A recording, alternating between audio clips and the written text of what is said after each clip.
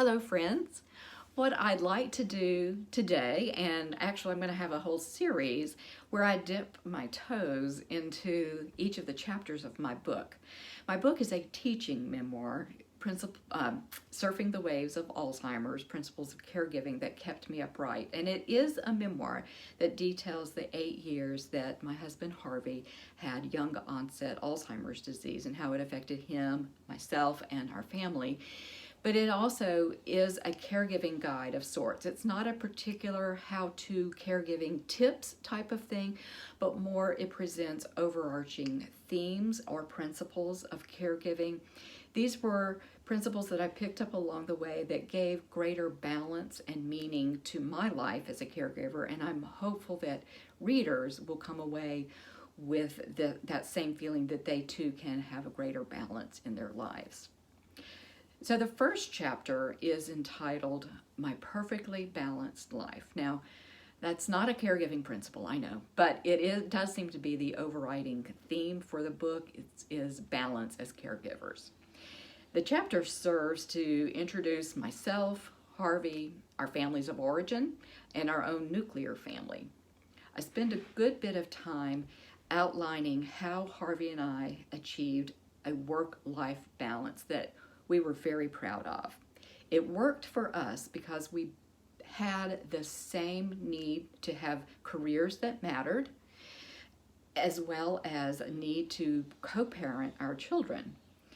It also worked because Harvey never had the need to be head of the household or the primary breadwinner. He viewed me as his equal.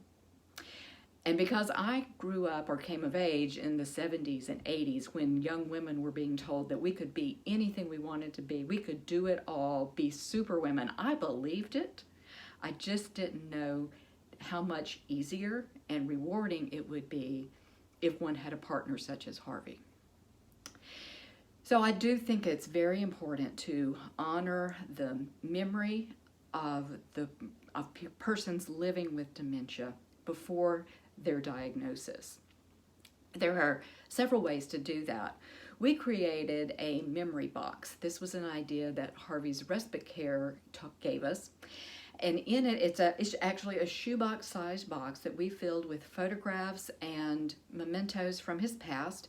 I also included little descriptions of what each of these were. And the respite care could use it to get to know who Harvey was and interact with him.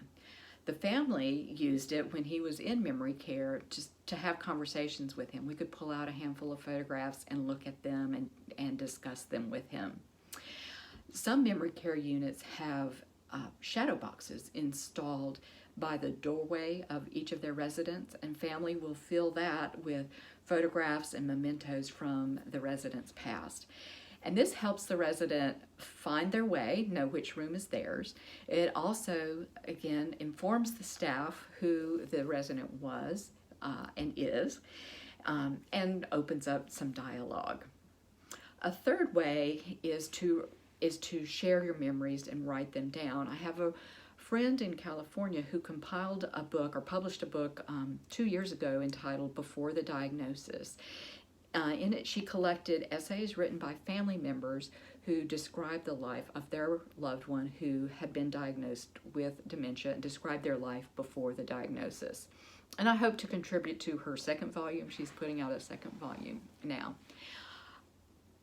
So it's very important to honor the lives of persons currently living with dementia. They were amazing people. They are amazing people. Caregivers also need to be remembered for the lives they had before. They are not just caregivers. So persons living with dementia and their loved ones and their caregivers were once bankers and bakers and lawyers and nurses and housewives and teachers, and they mattered in their communities and in their families. And how important it is to honor that, honor them. It brings a greater balance in understanding who they are as a whole person, and it would bring better balance to you as a caregiver to recognize the whole of a person. So join me next week and we'll look at the second chapter, which is entitled, If You've Seen One Case of Alzheimer's, You've Seen One Case of Alzheimer's. Thank you.